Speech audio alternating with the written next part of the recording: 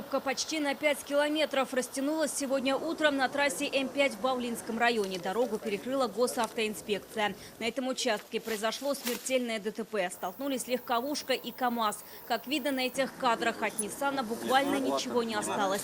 Иномарка превратилась в груду металла. Раскиданы вещи, повсюду кровь. Удар был такой силы, что грузовая машина перевернулась. Помялась ее кабина, вмятины в кузовной части. ДТП произошло у села Александровка. Ниссан предварительно двигался в сторону Самары. Водитель иномарки выехал на встречную полосу и столкнулся с военным КАМАЗом. Видно, у легковушки сработали подушки безопасности. Но это не спасло. Все, кто находился в иномарке, погибли. В результате ДТП 64-летний водитель и 42-летний пассажир скончались на месте ДТП. 65-летняя пассажирка, которая, находясь на переднем сиденье автомашины Nissan Tiida, скончалась в карете скорой помощи. Обстоятельства произошедшего ДТП выясняются. Все они оказались жителями Краснодарского края. Это была семья, муж, жена и сын. Стаж водителя Ниссана огромный. За рулем он ездил 48 лет. По предварительным данным, мог уснуть во время движения. Уважаемые водители, будьте бдительней.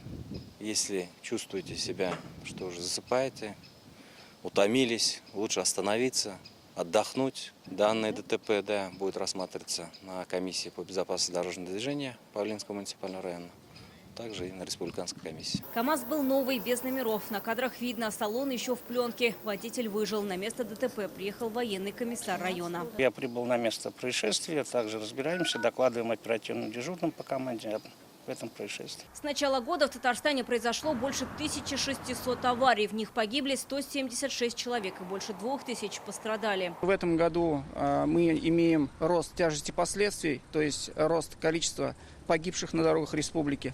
При этом количество дорожно-транспортных происшествий и количество пострадавших в них людей значительно снижается от 10 до 12%. Наравне с этим мы имеем на сегодняшний день на 36 человек погибших по сравнению с прошлым годом. Госавтоинспекция республики назвала районы, где у водителей больше 100 штрафов. В антирейтинге лидирует Казань. Здесь их не оплатили 222 водителя. В Набережных Челнах 41, 15 в Лаишево. В Нижнекамском районе 13, в Пестрецах и Елабуге по 11 нарушителей. Всего по республике 402 автомобилиста имеют больше 100 неоплаченных штрафов.